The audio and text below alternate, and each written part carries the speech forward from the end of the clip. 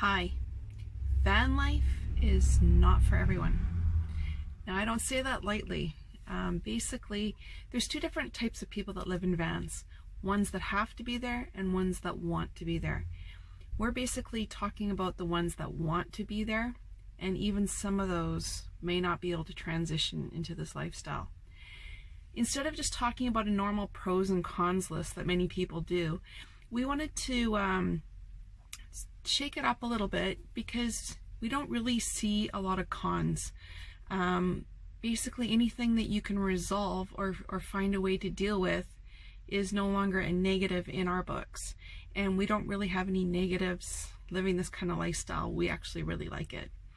So instead, what we're going to do is we're going to basically compare living in a static house in a city compared to living the van life, and go from there. I hope you enjoy the information that we brought up.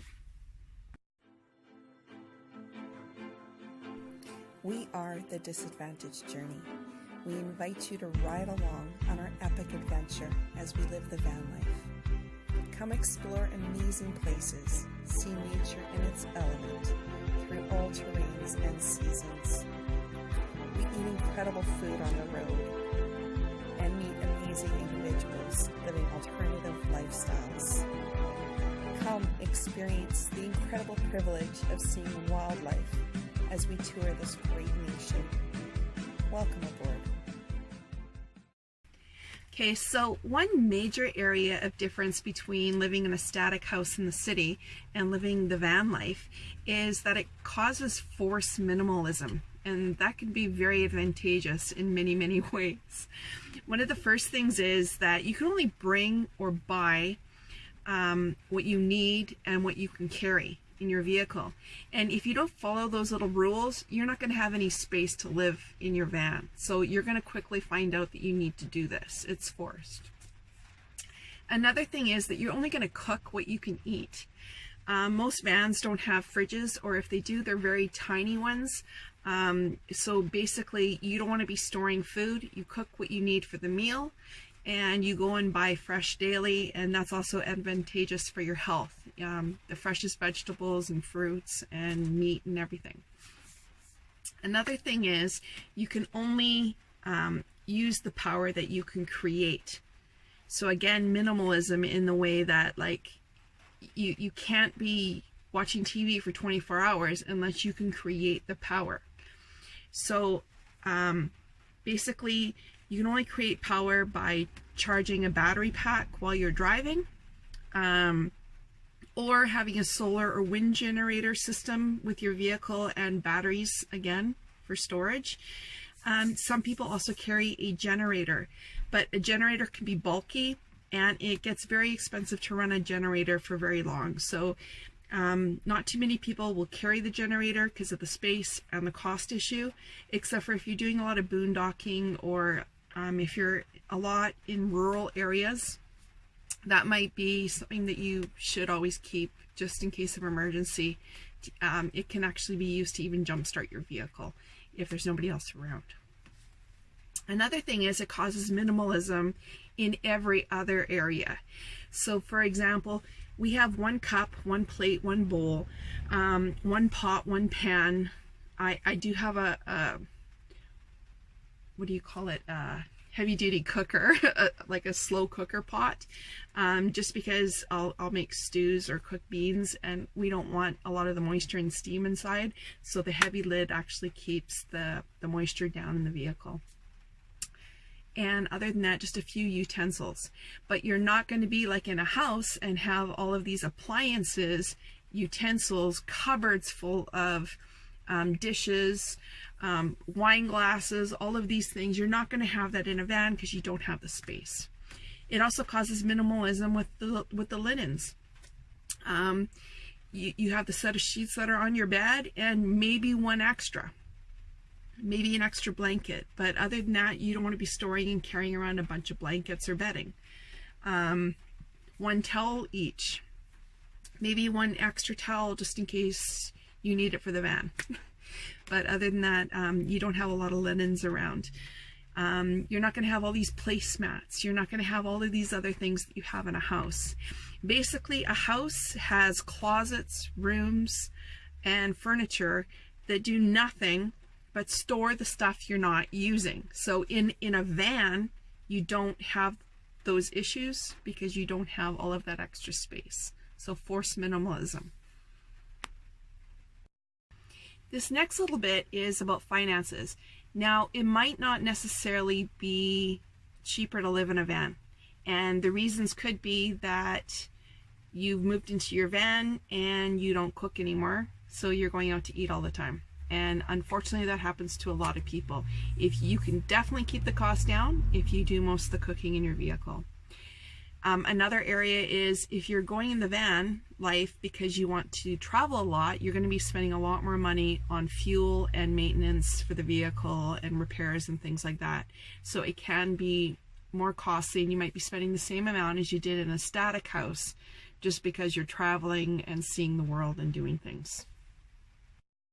So let's also talk about the physical effects of van life. Basically, unlike a house, when it's hot outside, it's hot in the van, and when it's cold outside, it's cold in the van. So you learn quite quickly how to wear the right clothes, wear layers, and have the right bedding and the right materials in your van.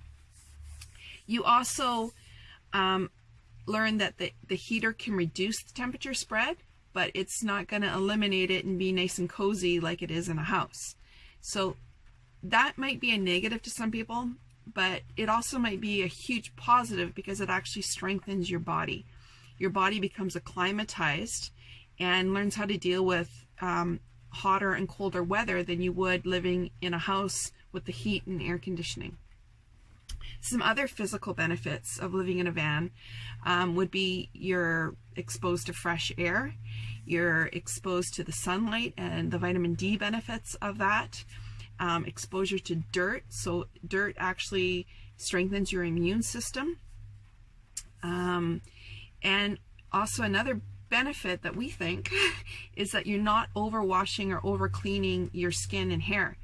And I'm not saying be dirty in any way, shape, or form. You still need to clean yourself. However, people that are washing and having showers 2 or 3 times a day in their house are overdoing it, and they can actually cause eczema and all kinds of other skin conditions. They can cause premature hair loss, all kinds of other things just by overwashing their body. And there can also be quite the benefit to having a fresh river bath and be very exhilarating and healthy for you. So basically, by living in a van, you're acclimatizing your body and making it stronger and healthier. Okay, the next area is how van life differs from a static house when we're talking about your mental being. Basically, by changing your environment, you can actually change your perspective. You can easily go where you're happy in a van. You can't necessarily do that in a static house. So whether that be the forest or the desert, the mountains, the beaches, or around wild animals, van life gives you that flexibility. You can go where you want, when you want. Now also, if you can't stand your neighbors, in a van you can leave. If you own a house, that could be very, very difficult to do that. If your neighborhood's not convenient, you can go to a more convenient one. Basically, when you start living the van life, you're going to see neighborhoods much differently than you do now.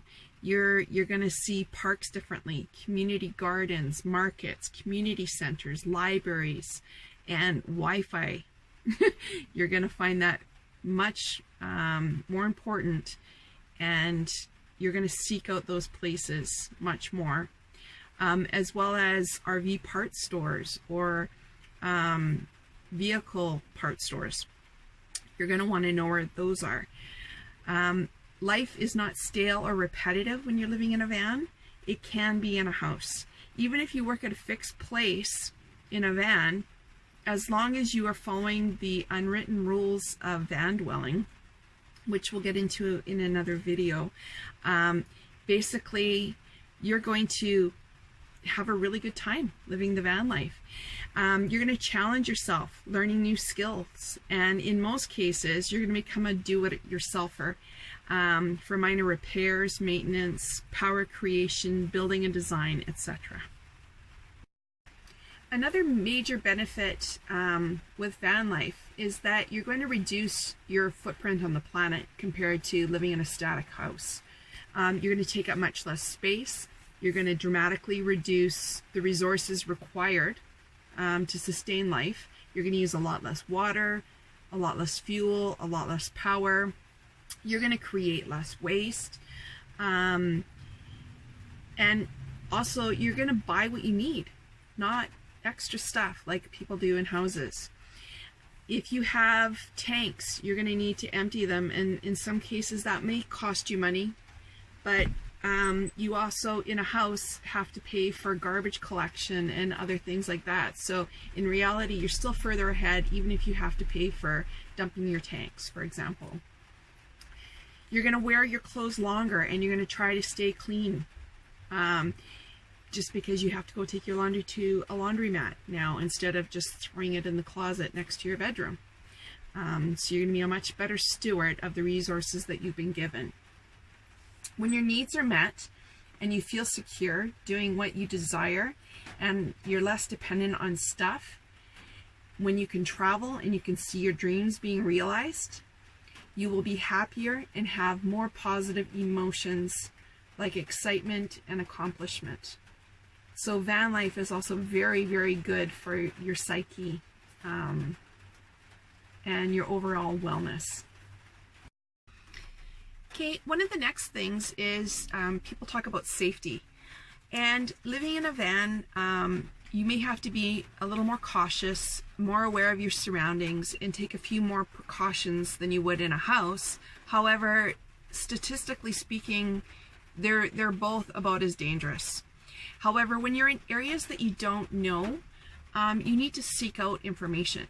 So you need to stop at the visitor center. You need to find out where you can safely park, shower, where the police station is, where the hospital is, just in case you need those services. Get a local map, and also find out if there's a different number for the RCMP, for example. Not all areas have 911 service. So you'll want to ask those things, and if that's the case, you want to make sure that you're also tracking your GPS location so that you can tell them exactly where you are. Another thing is you might not have cell service in some areas, so as a precaution you might want to have other things such as a CB radio if you're up logging roads, or other ways to contact people. You also need to travel smart. So somebody should always know where you are, where you're going, and a pre-arranged contact time so that you can be checking in and they know you're safe and you can update them on what's going on. That's always traveling smart, and if those things don't happen, then emergency services can be contacted because maybe you do need help. Maybe you broke down somewhere and you don't have cell service, your CB won't reach anybody, and you need help. So as long as they know that information, where you were, where you're going, and when you're going to contact, they can figure out at least where to start looking, which is a good thing. Now, another issue is that this life can be lonely, but living in a house can be just as lonely, and people don't really realize it.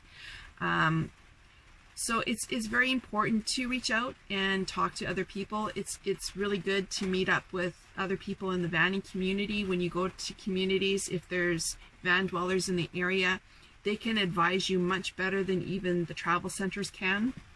The travel centers want to send you to a hotel or to an RV park, but a van dweller can tell you where a better place to park, or where you can get other services, or show you around, and you can get a guided tour. There's some really great van dwellers out there, and the community is very strong. And finally, we repeat, van life is not for everyone. But if you've done your homework, know that you want to give it a go, and you have done some tests, such as living only on the clothes that you can fit in a carry-on luggage, take clothes and laundry to the laundromat, shower at the community center, or you've rented an empty van and you've slept in it in a different place for a week or so. Maybe even in a rural area, up a logging road. We say don't delay. Life is short, and we know many who have waited too long, and now they can't live this incredible life. Van life is an incredibly awesome life. There are some sacrifices, there are some changes you need to make in your life. But if you know that this is for you, don't delay and get out there today. Happy travels.